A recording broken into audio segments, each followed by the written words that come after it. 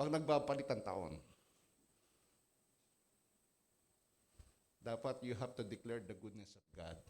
Nakalipas ka ng isang taon na malakas, masaya, may kagalakan, may kapayapaan. Amen po ba dyan? Kaya yun yung team natin this year, declaring the goodness of God in our life. So, bago natin pagpatuloy yan, bago kayo tamahan muna ng paano kayo nag-celebrate ng New Year, tayo manalangin muna. Amen? Tayo lahat ay tumayo.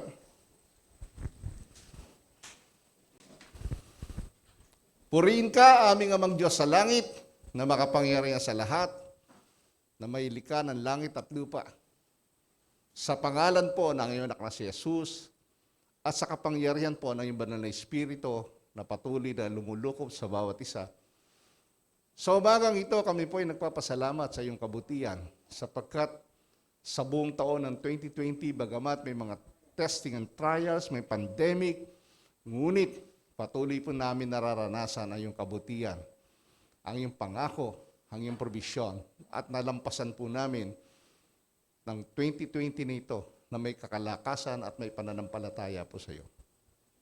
Ang dalangin po namin, O God, kung ano ba ang pagkakamali namin last year, ay itama niyo po kami.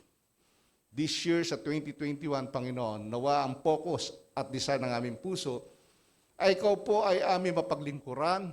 Gawin po ang Great Commission na pinagagawa niyo po sa bawat mananampalataya, na abutin po ang bawat kaluluwa na wala pa pong relasyon sa iyo.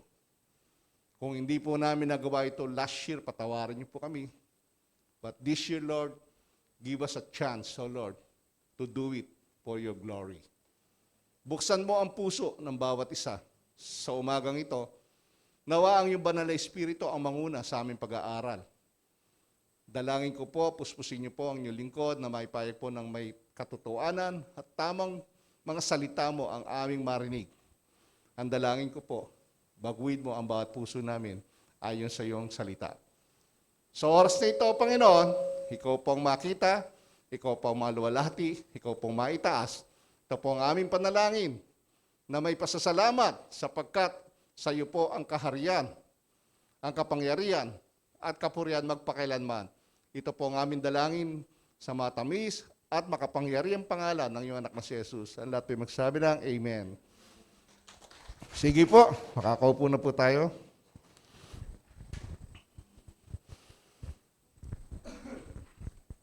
Alright, balikan lang po natin yung last Sunday na ating topic po na naging problema po ni Nicodemus kung bakit hindi niya maintindihan yung mga pahayag ni Jesus Christ that a person must be born again in order to see the kingdom of God. Di po ba?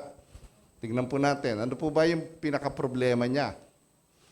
Sabi po ng Bible ni Jesus, "Truly, truly I say to you, we speak of what we know, and bear witness to what we have seen, but you do not receive our testimony." Verse 12. At ang sabi niya, "If I have told you earthly things, and you do not believe, how can you believe if I tell you heavenly things?" So sabi niya, ang problema mo kasi, Nicodemus, hindi mo pinaniniwalahan yung mga testimony ko. Nakita mo na yung prophecy in the Old Testament, nakita mo na, na-witnessan mo na, narinig mo na, and still, hindi mo pa rin pinaniniwalahan. Kaya hindi mo na iintindihan. Amen po ba? Kapag po hindi natin talaga pinaniniwalaan ang salita ng Diyos, hindi natin maintindihan. Tama po ba dyan? Ano mang bagay na ating ginagawa na hindi mo pinaniniwalahan, ay hindi ka magiging epektibo at hindi mo maintindihan. Katulad po ni Nicodemus. Katulad ng celebration na ito. Saan ba natin napulot yung mga pinaggagawa natin pag New Year? Na nakagistan na lang natin. Marami sa atin, baka hindi naintindihan yung ginagawa nila. Amen po ba dyan? Sa halip na ang mga tao po ay magpasalamat sa kabutihan ng Diyos sa isang taon at lumpas sila sa 2020, anong pinagagagawa? Majority of the world are doing wrong things in the eyes of God. Amen? Amen po ba dyan? Okay. Sabi po ni Jesus, no one has ascended into heaven except he who descended from heaven, the Son of Man. And as Moses lifted up the serpent in the wilderness, so must the Son of Man be lifted up, that whoever believes in my name, in him, may have eternal life. So sabi ni Jesus kay Nicodemus, ang isang problema mo ay hindi ka kasi naniniwala. Kaya wala kang buhay na walang hanggan. Dahil magkakaroon ka lang yan kapag pinaniwalaan mo yung sinasabi ng Old Testament na ako yun. Na ako yung Kristo, ako yung Messiah. Problema, hindi ka naniniwala. So what do we need? Ang anong dapat gawin ng isang sinners? Paniwalaan nila kung ano yung sinasabi ng Bible at hindi yung sinasabi ng mundo. Amen? Yun ang dapat sabihin natin paniwalaan. Yung sinasabi po ng salita ng Diyos. So what we need is to believe. Wala ka lang. No? Yung sinasabi ni John believe, believe. Yun lang ang kailangan ninyo. No?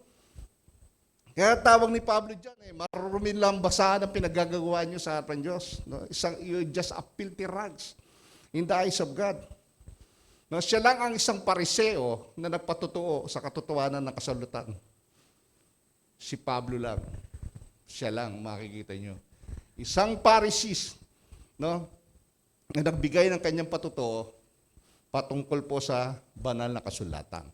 So ang purpose po kasi ni Jesus talaga ay upang abutin yung mga makasalanan, magsisi sa kanilang kasalanan. Di ba? Yan yung purpose niya Hindi naman yan naporito para sa mga righteous Righteous ka Di ba? Sabi ni Jesus sa mga Pharisees. Pero ako nandito kasi kailangan yung mga makasalanan ay magsisi sa kanilang mga nagawang kasalanan. Amen. So ang ating text po ngayong umaga ay nasa John. No? Pagpapatuloy po natin. Sinisiris natin. John 3:16-21. Pinamagatan ko po yung hope, pag-asa. Pag-asa. Nakanino ba ang ating pag-asa? No? Pakibasa nga natin, for God so loved the world that He gave His only Son, that whoever believes in Him, Jesus Christ, should not perish but have eternal life. Yan po yung pinapakita ng Diyos na ganyan niya tayo kamahal. Na dapat ang pag-asa natin ay pinagkatiwala natin sa Diyos. Amen? Where did you entrust your hope? No? Saan natin ipinagkatiwala ang ating pag-asa? Sa mga bagay-bagay bang ito sa mundo? Sa mga teaching pa ng mundong ito? Alam natin, ang will of God for the church is to proclaim the gospel.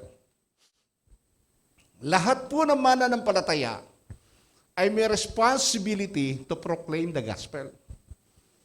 Ang church po sino? Tayo po. Ang church po yung nabubuhay dati sa dilim, inilagay sa liwanag. Yung mga iniligtas ng Diyos. We are the church.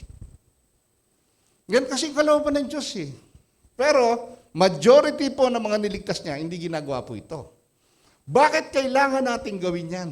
Bakit kailangan natin i-proclaim the gospel? Kapos sa training yan po hindi na idiin Proclaiming the gospel. Why? Because men have destination. Either to perish or have eternal life. Yung sabi ng John 3:16, di ba? Kasi ang tao ay merong patutunguhan. Pwede siyang mapahamak, pwede siyang magkaroon ng buhay na walang hanggan. Hindi po ba? Kaya, napakahalaga na ang kalooban ng Diyos, ang bawat mananampalataya ay proklama po ang mabuting balita ng kaligtasan sa pamamagitan ni Kristo Jesus. Ang napakaliwanag po The Bible is very clear, napakaliwanag po na meron dalawang destinasyon ng tao. No? Hindi po ba? Ang liwanag po na sinasabi ng Bible. Those who believe will have eternal life. Those who don't believe will perish. Di ba? Napakaliwanag. Sabi nga, sa training, lahat ng Kristiyano ay hindi naman natin inaasahan maging leader. Tama? Sigip yan Pero, ini-expect ng Diyos na lahat ng Kristiyano ay nagdi-disciple. Kahit isa lang, dapat meron kang sinishare na dinidisciple ka. Naliwanag po, it is our responsibility. Hindi ka tinawag ni Lord para bigyan lang ng masayang buhay. Bahala ka na sa magsolo. Hindi po. Tinawag ka ni Lord para ikaw ay maging instrument po ng kanyang mission sa mundong ito to reach out the lost soul. Proclaim the gospel. Amen? Responsibility po ng bawat mananampalataya ang mga bagay na yan. No? Kaya, si Nicodemus ay katulad din natin ng mga iba. Kaya hindi ginagawa yung gospel. Sabi nga ni Pastor Romeo. Alam nyo ba kung bakit hindi sila makapag-share? Para sila mga sardinas. Alam mo ba yung sardinas? Walang ulo. Yung sardinas walang ulo. Yun. Walang mukhang iyarap. Naiiya kasi hindi maganda patutuo ng kanilang buhay. Kaya hindi nila ma-share yung gospel. Kasi wala silang mukhang maiyarap sa tao dahil hindi maganda ang kanilang life testimony. Parang isipin tama di ba? Maraming tao, maraming Kristiyano para sardinas. Walang ulo. Kasi hindi maganda ang kanilang life testimony. Samantala si Jesus, napakaganda na ng life testimony. Araw pa rin paniwalaan ng mga Pariseo. Diba?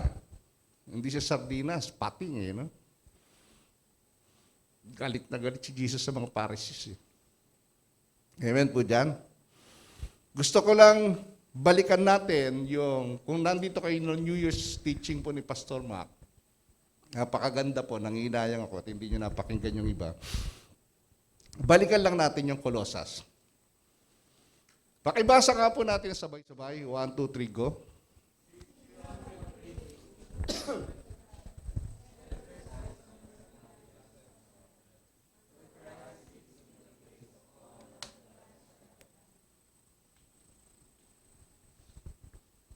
Since you have been raised to new life with Christ, ang sabi niya, set your sight on the realities of heaven, where Christ sits in the place of honor at God's right hand. Sabi ito, yung pag sinabing si John, nakaupo siya sa trono, ito po isang kapahayagan ng pagiging makapangyarihan ng Diyos. Amen? Powerful God. Kontrolado niya ang lahat ng bagay. Ang nangyayari, kontrolado ng Diyos. So dapat sa Kanya natin ipagkatiwala ang ating pag-asa. Amen? Hope. The blessed hope. Si Jesus lang ang tunay nating pag-asa. Wala nang iba. Sabi nga ng verse 2 think about the things of heaven, not the things of earth. Noong New Year, saan nakapokus ang isip at puso natin? Sa lupa. Hindi sa langit. Yan ang katotohanan. Mga material things na nag-i-enjoy tayo, doon lahat tayo nakapokus. Sasaya tayo. Yeah? But ilan kaya ang nagpuri sa Diyos at nagpasalamat sa kanyang kabutihan? Majority, saya, kainan dito, kainan doon. Di ba? Samantalang sabi ni Pablo sa Tagay-Peso, tingnan po. Hirap pala itong naka-face shield. Iba yung ng face mask. Sabi po ng Peso, dahil kay Kristo, kami naging bayan ng Diyos na nagsagawa ng lahat ng bagay ayon sa Kanya. No? Panukala at kalooban. Talaga naman. At nangyari ito nang kami hirangin niya noong pang-una. Hindi po ba? Kaming naunang umasa kay Kristo sa lalong ikadadakila niya. Verse 13.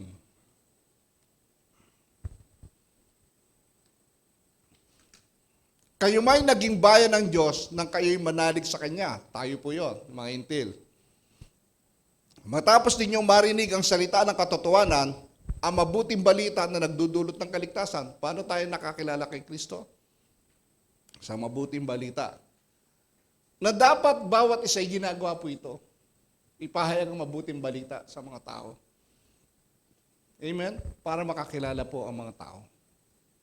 Kasi yun yung purpose kung bakit po tayo tinawag ng Diyos. Amen? Kaya pinagkaloob sa inyo ang Espiritu Santo, ipinangako ng Diyos bilang tatak ng pagkahirang sa inyo. Ang Espiritu ang katibayan ng mga pangako ng Diyos na ating mga inirang hanggang kamtan natin ang lubos na kaligtasan, purihin natin ang kanyang kadakilaan. Ang Holy Spirit po, ang mark natin. Hindi yung 666. Amen? So, para masabi, makita na ikaw ay anak ng Diyos, ang Holy Spirit ay nananahan sa iyo. You are mark of the Holy Spirit, not mark of the beast. Gaya-gaya lang si Satan eh. Di ba? Nakita niya, nagbigay ng mark si Lord sa mga mananampalataya ng Holy Spirit. Siya rin, gumari siya. Mark, 6666. Tama po? Kaya parang nagkataon siguro in John chapter 6, verse 66, no? Yung mga tumalikod. Di ba? So, saan nakasandal o saan mo pinagkatiwala ang pag-asa mo in the future? 2020, sinalubong ang 2021, anong ginawa mo? Lahat tayo nakapokus sa kultura o sa tradisyon ng tao na nilalang lang ng tao. Una, paputok, kailangan na maingay. Bakit? Para mga devil mawala, lumaya sa masasamang espiritu. Para magbigay ng good luck sa bahay, sa family namin. Bawal na nga eh. Ang dami pa rin paputok eh. Di ba? Ano ba ang sabi ng Bible para lumaya sa diablo? Paputok ba? Ha? Eh nakakasira nga lang ng nature at environment yan eh. Lalayas ba mga demonyo? Andyan pa rin, di ba? Kasama pa rin nyo? Oh. Yung mga paputok na yan, nakapagpalayas ba ng demonyo? Ano sinasabi ng Bible? Para lumayas sa mga demonyo. Sabi ng James, submit yourself then to God. Resist the devil and he will flee from you. Sawayin, labanan yung mga diablo at lalayas yan. Hindi paputok. Hindi firecrackers. Amen? Wala naman masama dyan. Kaya lang, you are setting your mind on things on earth, not on things in heaven. Amen po ba dyan? Kaya magalit sa akin, ha? Magalit kayo sa Bible. Ano ba ang ginagawa ng mga tao? Kailangan ng 12 bilog na prutas para may benas, may swerte na darating. Yung 12 yan, ay nakuha natin yan sa mga Spanish colonies na pag New Year, kumakain sila ng 12 grapes. 12 lang. Good luck daw yon, dadaming pera, papasok. Eh kaso bilog-bilog, barya-barya lang. Sa 1 taon, kaya 12. Kulang, sabi ko. Dapat 13, dahil kailangan ng 13-month pay. Kaya iba, walang 13 month tuloy. Kasi 12 lang nilagay mo. Sabi ko nga sa nanay ko noon, nabubuhay eh. Amen. Naisip nyo ba yan? Na ang tao ay nakalagay ang pag-asa sa mga kasabihan, sa mga prutas. Pagdating ng New Year, wala na makain. Amen po ba dyan? Sa halip ng puso nakapokus kay Lord, magpasalamat. Apokus sa prutas. It symbolizes money, sabi nila. Bilog-bilog. Pang New Year's Eve, dapat yan ang ginagawa. Kaya, gusto kong kumain ng milon, wala na ako mabili nung 31. Wala ka na mabili kahit anong bilog ng prutas. Ubus eh. Tuwan-tuwa yung mga tindera eh.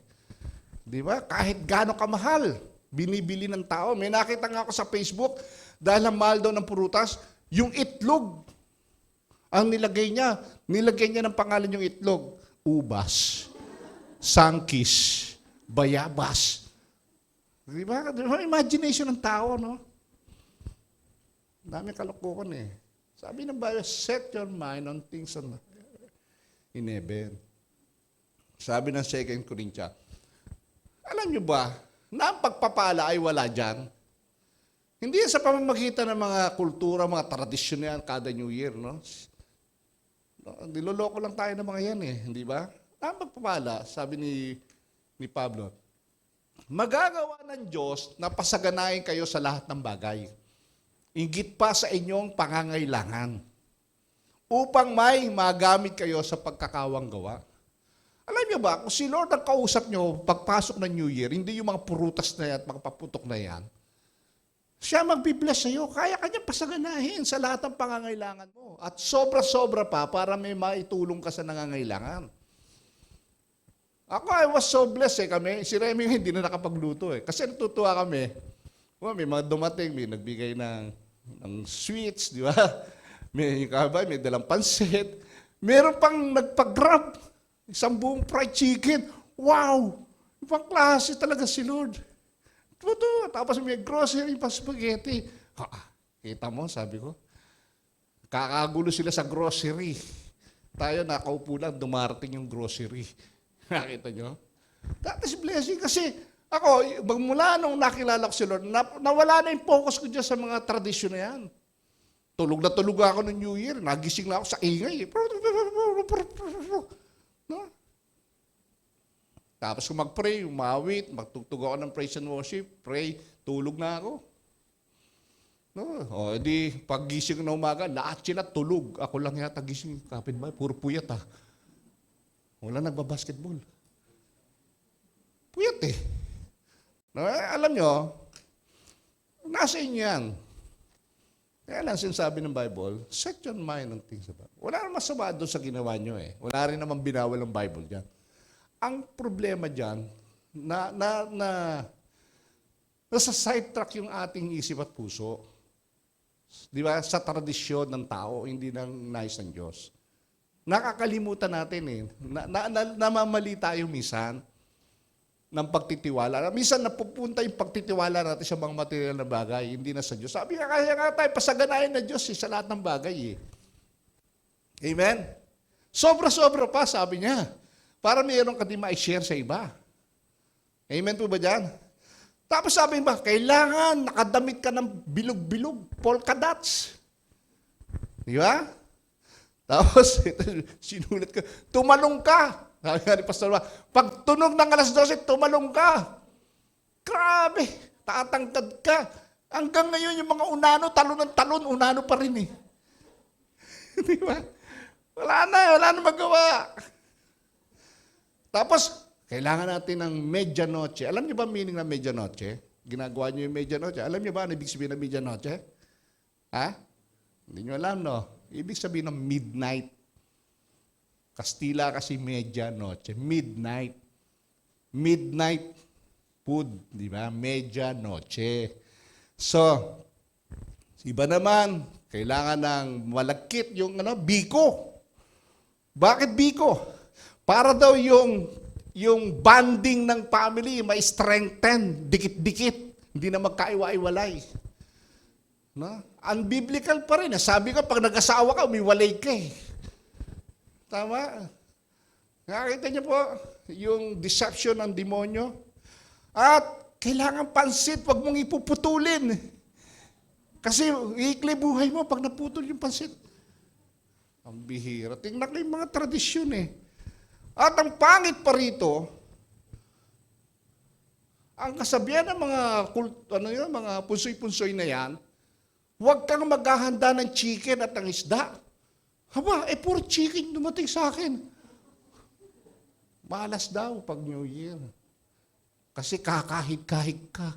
Isang kahig, isang tuka ka, tapos peace daw, langoy-langoy ka, malulunod ka. Ang daming kalokohan. Tama? At dapat punong-puno yung lalagyan mo ng tubig at yung bigasan mo, punong-puno yung bigas mo para buntang punong-puno. Amen. Tatatawa kayo, no? Tingnan niyo po. Grabe. Hindi ko nalang pinakita yung mukha ng mga tao dyan. Mga kaibigan ko yan eh. Ang daming handa, tatlo lang sila sa bahay. Wala nang bisita. Kaya nila ubusin yan? Sabi ko, pambira to sila kapatid. Tatatlo lang sila. Dalawang mag-asawa sa isang anak, gano'ng karami handa. Kaya ba nila ubusin niya? Mapapanis yan, di ba? Nakita niyo po? Para doon sagana. Ay, alam mo, pag inubos mo yan, hindi ka sasagana. Sasagana sakit mo. Puro kolesterol yan eh. Amen? See? Sabi ng Pilipos, tignan niyo. Talaga naman, sabi, marami magagalit sa akin dito. Sana sa online, makita nila yan. Sabi ng Pilipos, their destiny is destruction, their God is their stomach. Inisip lagi na rin, tiyan natin, dami pagkain, no? And their glory is in their shame. Their mind is on earthly things, but our citizenship is in heaven. Sipin niyo po, Christian, your mind is on earthly things, but you forgot that your citizenship is in heaven. If your citizenship is in heaven, you must set your mind in heaven, not on things on earth. Amen? Lagi ko ngang in-example, kung ikaw ba ay contract worker sa ibang bansa, magpo-focus ka ba doon, mag-establish sa ibang bansa? Contract worker ka lang eh. Magpapatayo ka ba ng bungalow doon? Na may refrigerator, may fully furnished, may swimming pool? Hindi, di ba? Kasi, hindi ka naman taga ron. Kasi babalik ka rin kung saan ka doon. So, dapat doon ka mag-establish kung saan ka pupunta. Tama po ba doon? Yung sinasabi ni Pablo, hindi tayo taga rito. Taga-langit tayo. Kaya huwag mo sadong ubusin ang energy and effort mo and time establishing material things on earth. Iiwan mo rin kasi yan. Tama po ba dyan? Ito pa ang maganda. Grabe talaga. Yung aparador, pinagdidikitan ng tig-1,000. Tig-1,000 po yan eh. Meron pang, hindi ko na lang po nilagay, yung kwarto, may mga sabit-sabit na 1,000. Eh, nandun yung mukha nung, yung kapatid ko yun. Sabi ko sa utol ko, tinext ko, Tol, pigtas mo ako ng 2 dyan. Sabi nung kapatid ko, bawal, nakakandado yung kwarto. Tig 1,000, pambihira. Anong kalokohan yan para daw pumasok ang pera? Pumasok na nga eh, tinikit pa eh, di ba? Gusto pa, kailangan pa pumasok. Nandiyan na nga, ang dami nga eh. Ang dami nga tig 1,000, kita ko talaga oh. Tapos yan, dinikit sa parador, sa salamin. Tingnan niyo ang sabi ng Bible. Tandaan niyo ito. Gusto niyo ba maraming pera? Okay, ganito ang sabi ng Bible. Tandaan niyo ito. Ang naghahasik ng kakaunti ay mag-aani ng kakaunti. Ang naghahasik naman ng marami ay mag-aani ng marami. Ang bawat isa'y dapat magbigay ayon sa sariling pasya. Giving to eh. Maluwag sa loob at di napipilitan lamang. Sapagkat ang ibig ng Diyos ay kusang pagkakaloob. Verse 8, magagawa ng Diyos na pasaganain kayo sa lahat ng bagay, igit pa sa inyong pangangailangan upang may magamit kayo sa pagkakawang gawa. Amen? Ay, Lord, ang secret po kasi ng blessing, wala dyan. Pagbibigay. Open hands, open heart to the poor, to the needy. That is the blessing. Hindi yung pinagagagawa natin pag New Year na yan. Wala po. Ang abundant. Amen. Ano sabi ng Matthew? Huwag kayong magimpok ng mga kayamanan dito sa lupa. Dito yan o. May naninirang insekto at kalawang. At may nakakapasok na magnanakaw. Yun, muntik na makapasok yung magnanakaw sa bahay namin. Ha! Tumigil eh. Sinira nga yung bintana namin sa kapito, pinagawa ko nga kay Tatay Abi, bumili ang bagong padlock eh. Tumigil. Siguro naisip-isip na magnanakaw. Ang hirap naman pumasok dito, tapos wala naman pala laman yung bahay. Pagod lang. Takot na. Di ba? Pagod lang siya. Kahit nakapasok siya, wala siya makukuha. No? Puro basura makukuha niya ron. Sisisi lang siya, di ba? Sa halip, sabi niya, magimpo kayo ng kayamanan. Saan? Sa langit, do'y walang naninirang insekto at kalawang. At walang nakakapasok na magnanakaw. Dahil walang magnanakaw sa langit. Sapagkat kung saan naroon ang inyong kayamanan, naroon din ang inyong puso. Di ba? Alam niyo po ba, kapag sobrang daming kayamanan ng tao, ang puso niya lagi nandun, iniisip niya lagi. Di ba? Baka nawawala na yung property ko. Baka meron nag-squatter doon. Di ba? Naku, baka may kumupit sa wallet ko. Naubos na. Bilang ka. Nung araw, hindi pa ako mananampalataya. Bilang ako ng bilang ng wallet ko. Pag-gising ko, tama, wala. Bago ako matulog, bibilangin ko. Tatago ko. Pag-gising ko, bibilangin ko ulit. Doon nakapokus eh. Di ba? Kasi nga, ang isip mo lagi nandun sa mga material na bagay. Amen? So kaya nga yung ating team ngayon ay pag-asa, hope. Saan ba natin pinagkatiwala ang ating pag-asa? In John 3:16, ang mga mananampalataya entrusted their hope to Jesus. Si Jesus po, bilang mga mananampalataya, ay dapat kay Jesus po natin pinagkakatiwala ang ating pag-asa. Hindi po doon sa mga material na bagay na yan, hindi doon sa mga tradisyon na yan.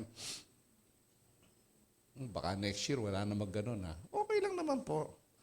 As long as what you are doing, you know you're doing, is not for your own self. You're doing for God's glory. Di ba? Kaya lang, minsan, nasa sidetrack tayo ng maling paniniwala. Amen po ba dyan? Huwag kang tumingin sa tao. Sabi nga ng Bible, look to Jesus. No? Let us pick our eyes on Jesus, the author and perfecter of our faith. Dapat ang mata natin, ang puso natin, nakapokus kay Jesus. Na makapangyarihan sa lahat, kontrolado ang lahat ng bagay. Alam ang puso natin, alam ang pangangailangan natin. Si Jesus lang. Huwag yan sa mga bilog-bilog na yan. Huwag dyan sa mga paputok-paputok na yan, mga malagkit-malagkit na yan. Hindi po dyan. Sa Diyos lang. Amen? Bakit kaya, minsan nasa sidetrack pa rin ng tao, hindi nila naintindihan yung mga bagay-bagay. Kaya maraming tao po ay napapahamak sapagkat kulang sa kaalaman. Sumusunod lang sa ginagawa ng tao na hindi naman niya alam kung saan nanggaling yung ginagawa ng tao. Di ba? Yan, sabi ng Hosea, my people are destroyed for lack of knowledge. Kulang kasi sa kaalaman. Hindi nagre-research, hindi inaaral. Bakit kailangan ng 12 prutas? Ano bang kaugnayan niya sa pagpapala? Alam niyo ba yung nung nabuboy ang aking nanay, nilalagay pa yun sa bubong. Yung 12 prutas, ilalagay niya, nakabasket yun, sa bubungan. Saan lalagay? Baka ina ng pusa yan. Di, para na maamugan. Pinapahamugan pa. Hindi ko rin maintindihan. Sabi ko, gawin mo 13 para may 13-month pay. Diba? Bakit kulang po sa kaalaman ng mga tao? Bakit sila nadi-destroy? Kasi ang mga tao, walang ginawa, kundi mag-pray lang. Walang masama sa prayer. Pero kulang. Kailangan nagbabasa ka rin ng Bible. Ito nga, pinost ko ito. Tingnan nyo. When I pray, sabi niya, I talk to God. Di ba? But when I read the Bible, God talks to me. See? When you do your devotion, when you pray, you talk to God, and you read the Bible so that God will respond to your prayer. Conversation yan eh. Communication nga yan eh. Di ba? Alam na natin yan eh. Di ba? Paulit-ulit na lang. Pero hindi naman natin ginagawa. Ano? Nakuha niyo po. So heaven comes down, God makes sinners new. Kaya siya mula sa langit bumaba dito para mabago ang mga makasalanan. Sabi ko nga, it is a divine miracle nang tayo po'y ma-born again. Miracle po yan sa buhay natin. So lahat po tayo na mananampalataya ay sabi mo, Lord, give me faith No, pinapipray yan eh. Lord, give me faith, give me life, oh God. Cry out to God. No, sabi mo, Lord, palakasin mo yung pananampalataya ko. Bigyan mo ako ng buhay, Lord. Di ba? Lord, help me to repent sa lahat ng kasalanan ko na may nakalimutan pa ako. Remind me, oh God. Patawarin mo ako. Give me faith. Di ba? Na maintindihan ko yung nangyayari sa mundong ito. Anong purpose mo? Anong layunin mo? I know you control everything. You know what is happening. Amen? Hindi yan makukuha sa paputok para lumayas ang diablo. Sabi nga, resist the devil and the devil shall flee away from you.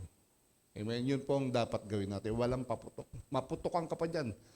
Yung finger mo will flee away. Hindi yung devil. Pung! Uy! Lumipad yung daliri ko. Di ba? Kaya sabi, for God so loved the world that He gave His only Son, that whoever believes in Him should not perish but have eternal life. Jesus is our hope. Amen? The word so emphasizes the intensity of greatness of His love. Pinapakita po dyan yung greatness ng pag-ibig ng Diyos. The Father gave His unique and beloved Son to die on behalf of simple men to have everlasting life para magkaroon lang tayo ng buhay na walang hanggan. Dapat yun ang nakaset sa mind natin. Alalahanin natin yung ginawa ni Jesus upang tayo maging masaya ang buhay natin. Sabi po ng 2 Corinthians, para sa ating kapakanan, tignan niyo po, para sa ating kapakanan, ginawa niyang may kasalanan siya na hindi nakakilala ng kasalanan. Upang kanino? Upang sa Kanya tayo maging katuwiran ng Diyos. Isipin niyo, si Jesus Christ po, nilagyan ng kasalanan. Itinuring para sa atin. Kasi ang kabayaran ng kasalanan, kamatayan. Para maging righteous tayo in the eyes of God. The righteousness of Christ was imputed in us. Di ba? Amen? So, Bible said, believe in the name of Jesus. Hindi lang to more on intellectual consent to the claims of Jesus, no? Or to the claim of the gospel. Believe, hindi lang sa isip, kundi it includes trust and commitment to Christ as Lord and Savior, which result receiving a new nature. Yung verse 7, you must be born again. Which produces a change in heart and obedience to the Lord. Commitment, pagtitiwala, hindi lang to sa kaalaman, hindi lang intellectual na, hindi lang understanding. Dapat you commit, you trust in Christ, the Lord Savior, na nagbigay ng bagong nature mo, bagong kalikasan, new life, may bagong buhay ka na kay Kristo. Born again ka na. No? Hindi naman niya religion. It is an event. It is an experiential changes sa ating buhay. Produces a change in heart and obedience to the Lord. Amen? Sa verse 17, itong sabi, for God did not send His Son into the world to condemn the world. See? But in order that the world might be saved through Him. So, siya ay napunta rito, hindi para tayo i-condemn. Amakin, hindi. Para iligtas po tayo. Yun po yung purpose, bumaba mula sa langit para po tayo ay i-rescue sa kapahamakan. So, dapat ang pag-asa po natin nandun kay Jesus. Dahil sa mundong ito, wala ka talagang pag-asa. Dahil ang mundo ay pasama ng pasama, pasira ng pasira. Kaya nga ang ating pag-asa para maayos yan ay si Jesus. Sa muling pagbabalik niya. Yun yung ating blessed hope. Diba? Na inaasahan the second coming of Jesus. Matagal pa yan. Matagal pa tayo magpipace mask saka magpipace shield. Kita nyo ang gawa ng demonyo. Dahil gusto niyang wasakin ang buhay ng tao, destroy tayo. Kung ano-anong pinalalabas niya sa social media ng mga wrong, di ba? Ng mga maling teaching. Yung binaksin, patay. Isang linggo, nagka-COVID uli. Yung mga binaksin, nilagyan ng microchips, mga anti-vaccine yan eh. Yung mga yan, yung mga, marami mga religious group talaga, mga anti-vaccine, no? Ini-spiritualize nila yon. Mark of the 666 yan. Yung microchips na yan. Di ba? Saan ba nakalagay mark? Di ba dito sa katsano? Di ba dito sa kamay? Di ba? Saan ka ba in-injection dito? Hindi naman dito.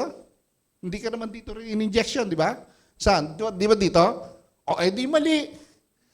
Kung mark of the 666 yung ba't dito in-injection? Di ba? Masyado common sense, di ba? Yan. Yung iba naman kasi, oo nga, no? Oo nga. Kasi hindi nagbabasa ng Bible eh. Kaya hindi alam. Kaya pag nakabasa sa social media, takot-takot, darating na si Lord. Ba't ka natatakot? Kung darating na si Lord, dapat nga matawa ka nga eh. Darating na si Lord para tapos na yung problema rito. Wala ka ng face mask, di ka na mag-alcohol sa langit. Di ba? Ang bira, ang hirap-hirap mo. Hirap mag-preach na naka-face mask. Nanilalamunan ko tuloy, bumabalik yung ano eh. So the primary purpose of life and death of Jesus, God's only Son, is man's salvation. But His presence in the world inevitably divides mankind. Kaya lang, hindi po maiwasan yung kanyang presensya sa mundo na divide ang tao. May naniwala at merong hindi naniniwala. Di ba? Kaya dito ay titignan natin yung dalawang klase ng tao. Yung naniwala na inilagay ang kanilang pag-asa sa Diyos at yung mga hindi naniwala. Yan. Yung pangalawa,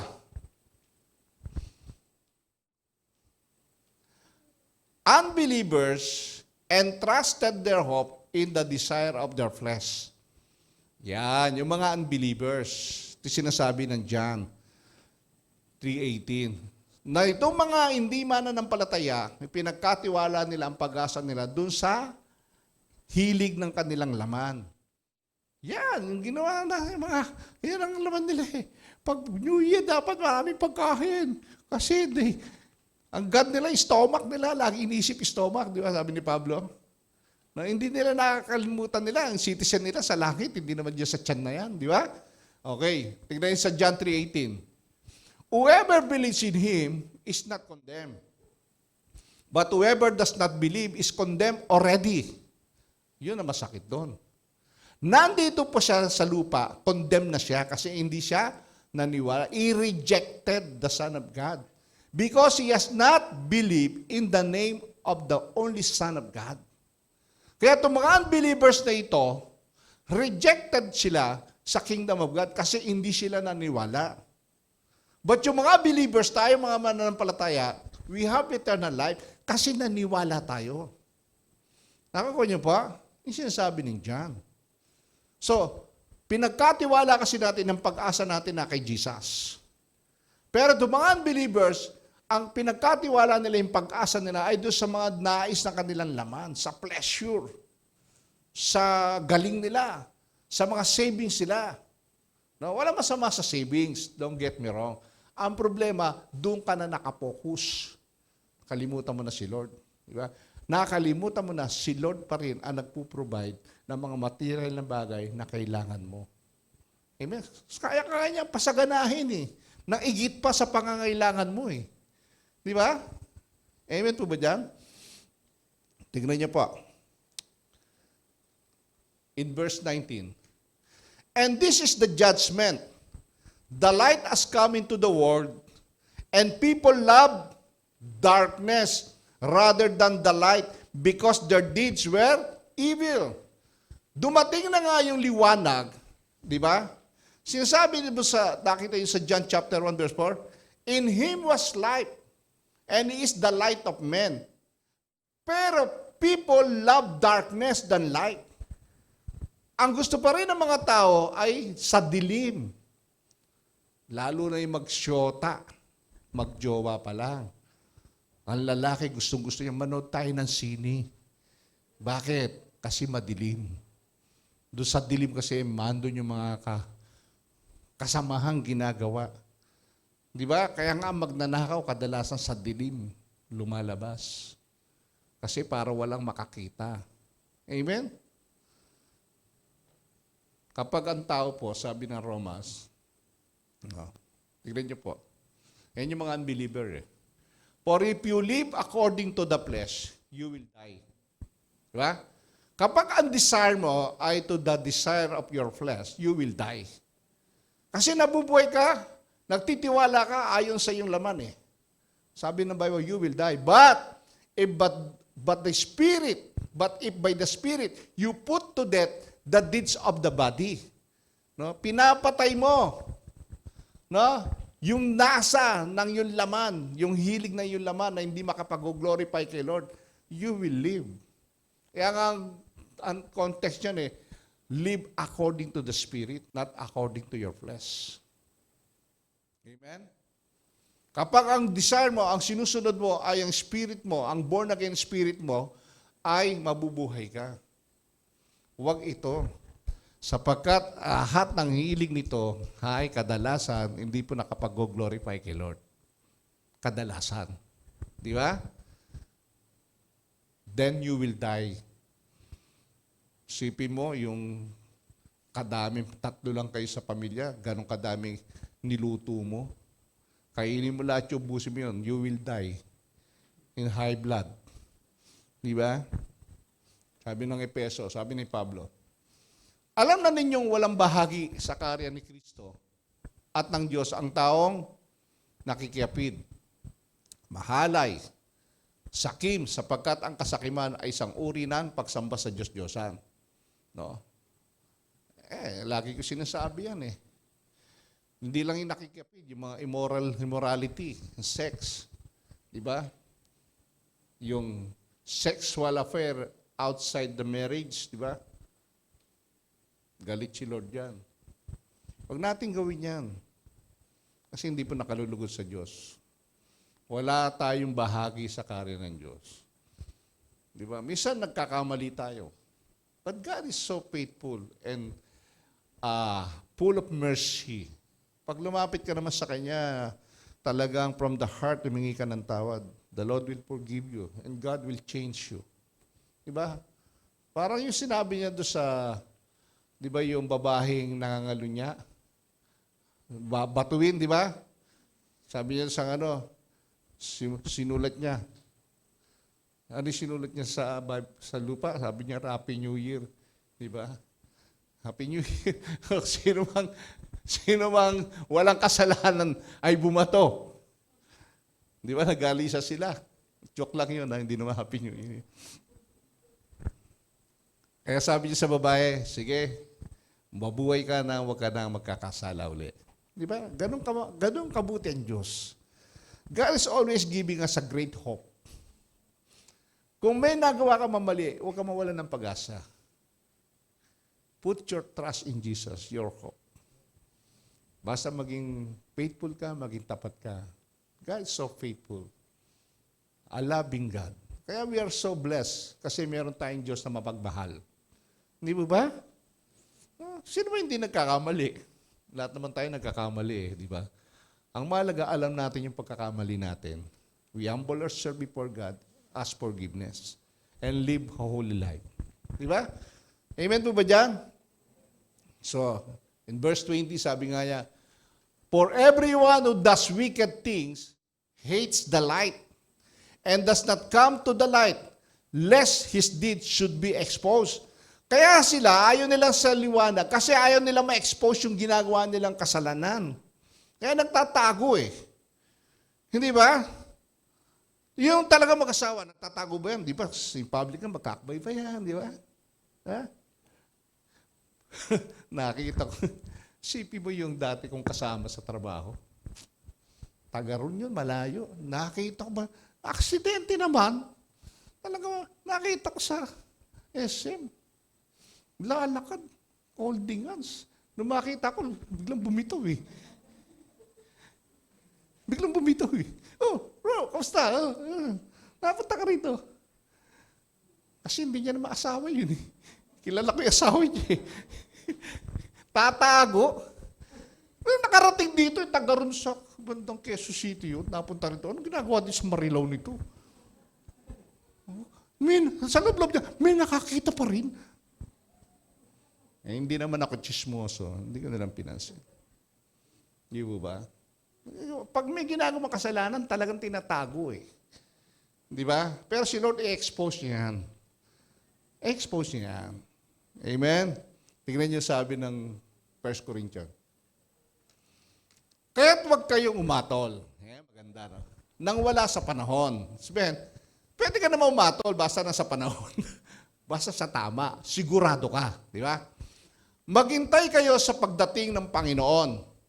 Ilalantad niya ang mga bagay na ngayoy natatago sa kadiliman at ipahayag ang mga lihim na hangarin ng bawat isa. Alam niyo po ba yung mga tinatago natin? Pagbalik ni Lord, expose yan. Sa panahong yon, bawat isa'y tatanggap ng papuring na uukol sa Kanya mula sa Diyos. Wala po tayong lihim na hindi may expose. Walang kasalanan na matatago mo sa harap ng Diyos. Sabi niya nga niya, pagbalik, expose ko lahat yan. Ipapahayag lahat ng itinago mo sa dilim. Ipapahayag ang mga lihim na hangarin ng bawat isa. Amen? Kung ako sa inyo, ngayon pa lang, expose mo na kay Lord para hindi mo na ako expose, hindi yun ang tawad. Di ba? Lahat ng kasalanan mong tinatago, hingin mo na ng tawad yan para hindi na ulitin ni Lord yan. Hindi na isa-isa yun. 1, 2, 3, 4. Hanggang ngayon, ito pa yung mga hindi mo nilalabas. Nilalabas ko na. Expose it. Hingin na ng tawad yan. Sabi ng Bible, dahil sa pag-ibig ng Diyos, lahat ng kasalanan niya, kalilimutan niya na. Di ba? Just live holy life. Alam niyo sa scripture, pag sinabing light and darkness, ito isang familiar symbols. No? Intellectually, pag sinabi mong light, it refers to biblical truth. Na? Alam mo, ng liwanag ay katotohanan ng Bible. Pag sinabing darkness, it refers to error or falsehood. No? Masama o mabuti. Sabi ng 2 Corinthians, kung titignan natin, bakit kaya itong mga taong ito, alam na nila ang katotohanan na may Diyos na may gawa ng langit at lupa. Alam na nila ang katotohanan na si Jesus lang pag-aasa nila. Bakit ang focus pa rin nila ay sa hilig ng laman at sa takbo ng mundong ito? Bakit kaya? But marami pa rin hindi naniniwala. Kasi nga, in their case, the God of this world, si Satan, has blinded the minds of the unbelievers to keep them from seeing the light of the gospel of the glory of Christ, who is the image of God. No, yung Diyos ng mundong ito, walang iba kundi si Satan, binulag ang kanilang kaisipan para hindi nila makita ang kaliwanagan ng mabuting balita sa kaluwalhatian ni Kristo, who is the image of God. Maliwanag po, si Satan po yan. Dahil si Satan, noon nandito sa luta, mayroon din siyang kapangyarihan dito. Hindi nga lang niya alam basahin ang isip ng tao. May power siyang manukso. Pinaintulutan siya. Alam niyo po ba yan? Bagamat siya ay creation, ngunit meron siyang paintulot na may kapangyarihan siya sa mundong ito. May kapangyarihan siya manukso, mandaya, manloko. Si Jesus nga, niloko niya eh. Tinutokso niya nga si Jesus eh. Alam niyo ba sa Matthew 4, nung matapos mabautismo si Jesus, di ba, dinala siya ng Holy Spirit sa bundok, fasting siya for 40 days, 40 nights. Ito, tingnan niyo po. And again, the devil took him to a very high mountain and showed him all the kingdoms of the world. Pinakita niya, yan.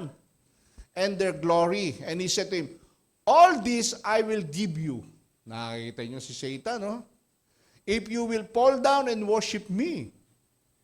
Then Jesus said to him, begone, Satan, for it is written, you shall worship the Lord your God, and Him only shall you serve. See? Sabi ni Satan, bibigay ko lang sa iyo, kala mo sa kanya yun. No? Kay Jesus din niya, siya may create yan, di ba? Deceiver nga si Satan eh. Kaya yung pinagagawa ng mga tao ng New Year, deception ni Satan yan. Maglagay ka ng 12 prutas para maging sumagana ang buhay mo pagdating ng next year. Meron pa nasasabi, malas ang unggoy. Ang malas daw ang monkey sa bahay. Sabi ko doon sa isang kapatiran, kung malas siyang monkey sa bahay na mahirap, ibig mong sabihin lahat na nasa squatter may alagang unggoy. Di ba? Ang hirap ng buhay nila, malas ba yan? Di ba? Common sense, di ba? Hindi raw maganda yung may alagang unggoy. Naniniwala naman ako doon. Kung may alagang ugaling unggoy, nakasama mo sa bahay. Hindi maganda yun. No? Para matching. Di ba? Grabe mga unggoy. Kukutuan ka, tas di ba? Sinusubo. Nakakita na po ba kayo sa Manila Zoo? Yung unggoy. Di ba? Nagkukutuan sila. Yung kuto, sinusubo niya. Grabe, ugaling unggoy. Bawal ang nakasimangot. Sabi nga sa office, ang drawing unggoy. Nakasimangot. Put your trust in Jesus, brothers and sisters. Huwag budo sa mga tradisyon na yan. Gawa lang ng tao yan. Amen? Set your mind on things above, not on things on earth. Because Jesus is the blesser. Amen? Is the giver. Kaya niya tayong pasaganahin sa lahat ng bagay na igit pa sa pangangailangan natin para may maitulong tayo sa mga nangangailangan. Di ba? Kaya nga sabi ni Pablo, if there is an opportunity to help, help. Kasi time will come, wala ka ng pagkakataong makatulong. Amen? So, in John 12:31, sabi nga, now is the time for judgment on this world. Now the prince of this world will be driven out. Palalayasin niya pagdating ni Jesus. Yung prince of this world, si Satan. The current world mindset expressed by the ideals, di ba? Yung mga opinions, yung mga goals, hopes, and views of the majority people. Nakapokus po yan sa mundo. Nakasama na rin dyan yung mga philosophy sa mga tao, yung edukasyon, yung business, di ba? Diyan lahat nakapokus sila. Diyan nila, lahat nakalagay yung kanilang pag-asa. One day, wala naman yan eh. Di ba? Ano nangyari ng pandemic? Patay lahat, di ba? Yung maraming kotse, hindi magamit. Di ba? Yung may mga negosyo, nagsara. Nakita nyo? Kayang tanggalin lahat ng Diyos yan. Sa isang iglap, sabi nga ni Pastor Mac, in a seconds, every seconds, kaya niyang tanggalin yan. Di ba? In a seconds lang, mawala ang oxygen dito, baksak eh. In a seconds, mawala yung gravity, lutang lahat tayo eh. Di ba? Kaya lahat ni Diyos yan. Kaya huwag nating ipagkatiwala ang pag-asa mo sa mga bagay-bagay na mayroong katapusan. And trust to God, our Jesus. Satan's blinds men to God's truth. No? Binulag tayo through the world system He has created. Dito sa sistemang ginawa ni Satan sa mundong ito para malayo ang ating focus kay Jesus sa katotohanan. Social media, yung mga games na yan, na na-enjoy ng tao, nauubos ang oras, napupuyat kalalaro. Gawa ni Satan yan para ang isip mo at puso ma-divert. Malayo ka kay Jesus. Tama? Sa halip na yung 3 oras mo, pinokos mo sa pag-abot ng lost soul, nag-share ka ng Bible study, nauubos siya kalalaro. Kakasakit pa kanya, kakapuyat. Yung kahapon ng umaga, yung babaeng kausap na ini-interview, nagkaroon siya ng leukemia kasi nagtrabaho siya sa call center, lagi siyang puyat, minsan hindi siya makatulog. Para, ewan ko, kung talaga yun ang cause. Hindi naman ako medicine eh. Yun ang sabi niya. Nurse pa siya, kaya naging bayaning nurse siya eh. Kaya nga, sabi niya, nagpipray siya eh. Lord, extend mo pa yung buhay ko. Gusto ko pa maging nurse. Tapos, na social media raw ito, naging trending. At may tinulungan yata siya mga anak sa kalye. Hindi na siya, di ba? Hindi na siya nurse, company nurse na lang siya eh. Sabi, nurse pa siya, pero hindi siya sa clinical. Di ba? Sa ano lang siya, sa parang PhilHealth, gano'n. Sabi niya, tinulungan niya, parang kinakalawang ng siya, ng ano. Nakita siguro ng Philippine Nurse Association yata na gano'n. Binoto siyang na maging bayaning nurse. Napili naman siya. Bagamat daw talaga ang category dapat, nasa clinical dapat yung nurse. Pero dahil sa kakaiba yung ginawa niyang pag-exercise ng kanyang profession as nurse, ginawa siyang bayani. Amen? No? In a seconds. Na kapag may plano ang Diyos sa'yo, hindi mo mapipigil yan. Amen? Magtiwala ka lang kay Lord. Kaya sabi niya, salamat Lord. Kaya yung trust niya kay Lord. Bagamat hindi siya born again, hindi nga daw siya nagsisimba pero nagpipray siya lagi. Sabi ko, malapit na yon, tinatawag na yon. May mag-share lang doon yun. Pitas na yon, di ba? So, naghihintay lang na mag-share yun eh. Taga-Angeles siya eh.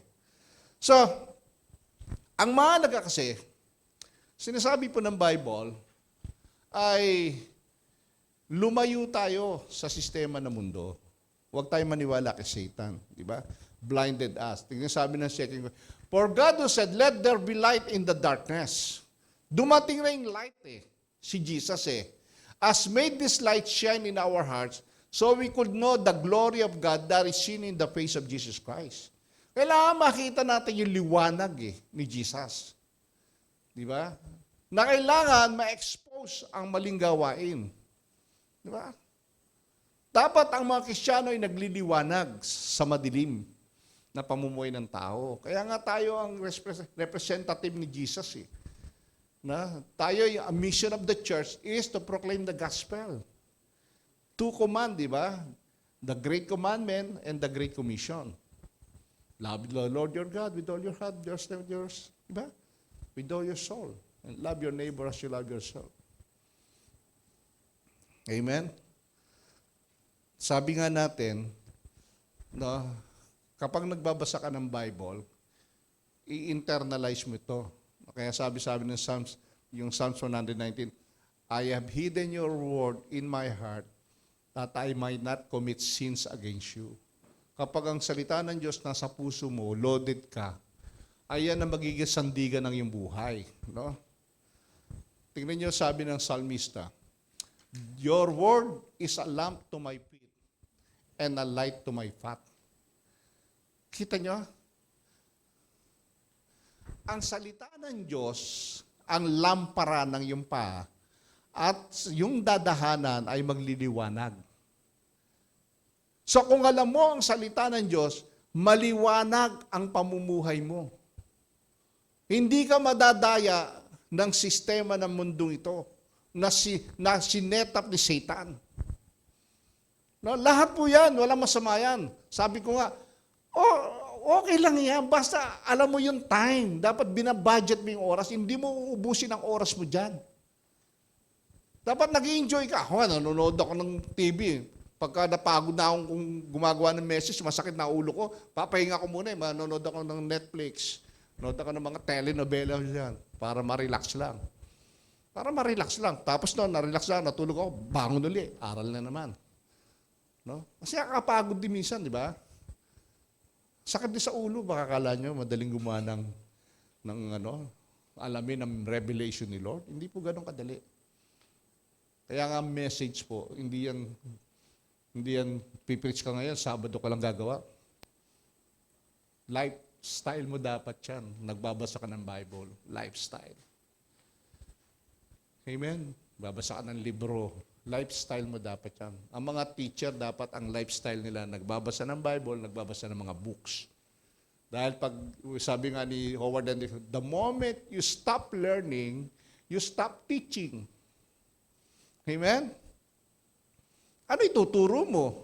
Wala ka naman natutunan, di ba? Paulit-ulit ka na lang. Amen? So morally, pag sinabing light, it refers to holiness or purity. Di ba? Pag sinabing darkness, it refers to sin or wrongdoing. Yan po yung mga symbol po dyan. Sabi nga ng verse 19, this is the judgment, the light has come, into the world, and people loved darkness rather than the light, because their deeds were evil. Kasi ang kanilang gawain ay masama. Amen? Kaya ayaw nila sa liwanag. Kasi ayaw nila ma-expose. Ayaw pa nilang maniwala kay Jesus. Kaya ang kanilang pamumuhay ay masama. Dapat baguhin na. In John 3:21, dito tayo sa last verse nito. But whoever does what is true comes to the light, so that it may be clearly seen that his deeds have been carried out in God. So, sabi niya, yung mga namumuhay ayon sa katotohanan ay lumalapit sa ilaw kay Jesus. Di ba? Upang maihayag, sabi niya, upang maihayag ang mga ginagawa niya sa pagsunod sa Diyos. No, kaya sila malapit kay Jesus. Ito yung mga believers. Ang unbelievers, hindi lumalapit yan. Kasi nga ayaw nilang ma-expose. Ayaw nga nilang maninig ng Bible eh. Ayaw nga nilang marinig ng mga gospel, naiinis sila. Di ba? Ayaw nilang makinig ng mga gospel song, mga spiritual song. Gusto nila yung mga may ingay, mga metal na do. Yung masakit ang ulo na gano'n, di ba? Na hindi mo maintindihan yung words. Di ba? Gano'n naman sila ng gano'n. No? Kasi nga, hindi nila alam ang truth. So sa Christian, sabi ni Jesus, in the same way, let your light shine before others, so that they may see your good works and give glory to your Father who is in heaven. So ang godly life gives convincing testimony. Pagka ikaw ay mabubuhay ka ng may kabanalan, ay nagiging magandang patutuo ito. No? Testimony of the saving power of God. No? Pinapatutuo mo yung kapangyarihan ng Diyos that brings glory to God. See, as a Christian, dapat yung life testimony natin ay nakikita po, no, yung kapangyarihan ng Diyos na binago tayo, na nagbibigay po ng kaluwalhatian sa Diyos. Yun naman kasi ang purpose kung bakit natin kailangan gumawa ng mabuti for God's glory. Why? Because we are bearing the name of Jesus. Christian tayo Di ba? Sabi, Kristiyano, tapos ganyan ang buhay. Pag sinabing Christian, maayos ang buhay. Hindi tayo parang sardinas. Sabi nga, nakapulot tuloy kay Pastor Romeo. Hindi parang sardinas. Bakit? Bakit sir? Walang mukhang mahirap Di ba? Puto lang ulo Kasi naiiya. Hindi makapag-share. Kasi hindi tama ang life testimony. Walang power. Hindi mo makita yung saving power of God in their life. Kasi pangit ang kanilang life testimony. Believers should have the right attitude in pursuing godliness. Di ba? Shine as lights. A metaphorical reference to spiritual character. We must shine before men. Shine can be more precisely rendered. You have to shine, sabi nga ni Pablo. You must shine. Ibig sabihin, ang believers must show their character in the midst of dark culture. Tayo mga mananampalataya, ito nga, dark culture, in dark tradition. Dapat mapakita natin yan. Parang araw na nakikita, parang buwan na nagliwanag, parang bituin na nagliliwanag sa langit, kitang-kita sa dilim. Di ba? Makikita mo ba ang liwanag ng bituin at ng buwan sa araw, sa umaga? Hindi, di ba? Sa dilim. Makikita mo ang liwanag ng buwan at bituin. Amen? Shine. Sabi ng Epeso, for at one time you were darkness, but now you are light in the Lord. Walk what? As children of light. Dapat tayo po ay lumakad na children of light, liwanag. Sa paglabas mo dito, pagpunta nyo sa bahay, paglabas ng bahay, saan ka man pumunta, dapat nagliliwanag ka. Identified ka na isang mabuting Kristiyano. Tama po ba dyan? For the fruit of light is found in all that is good and right and true. And try to discern what is pleasing to the Lord. Sa Tagalog, mas madaling magandang intindihin. Tingnan nyo. Sapagkat kayo'y dating kadiliman, subalit ngayon ay liwanag sa Panginoon. Lumakad kayong gaya ng mga anak ng liwanag, sapagkat ang bunga ng liwanag ay nasa lahat ng mabuti, matuwid at katotohanan na inaalam kung ano ang kalugod-lugod sa Panginoon. Amen po ba dyan? So, kung tayo po ay children of light, dapat lumakad po tayo ng may kalugod-lugod po sa Panginoon. Amen? So, may natutunan po ba tayo? Amen. I pray na nawa may pamuhay po natin ng tama ang salita ng Diyos. Tayo po lahat ay tumayo. Basahin po natin yung conclusion. Pakibasa nga po niyo. Entrust your hope to Jesus our Lord and Savior. 1, 2, 3, pakibasa ulit na malakas. Entrust and Savior. Tayo po yung manalangin. Salamat po, Panginoon. Muli, binuksan mo ang isip at puso namin. Ang aming pag-asa po ay na kay Jesus. Wala po sa anumang bagay ng mundong ito. Wala po sa mga material na bagay. Wala po sa mga ninanasan ng aming sarili. Kundi ang kalooban mo na ikaw lamang ang aming pag-asa sapagkat kaya mong pasaganayin ang aming buhay. Igit pa sa aming pangangailangan. But Lord, we believe in you, O God. We believe in your promise. Use us as use us, Lord, to bless other people. Use us, Lord, for your glory. Use us in your kingdom, O God, to save all soul, O God. Salamat, Panginoon, dahil kung wala ka, wala kami magagawa. Sa oras nito, kami pinagpapasalamat sa iyong kabutihan. Nakalampas po kami sa year 2020. And I pray, Lord, itong 2021, Panginoon, ay maging masagana po at may kapayapaan at kagalakan ang iyong mga anak na magamit niyo pong instrumento, Panginoon, sa ikaliligtas po ng maraming tao at sa pagtulong po sa pangangailangan ng mga tao. Tunay, O God, ikaw lang aming ang sasambahin at pupurihin sa pangalan ng Ama, ng Anak at ng Espiritu Santo. Ang lahat ay magsabi ng Amen.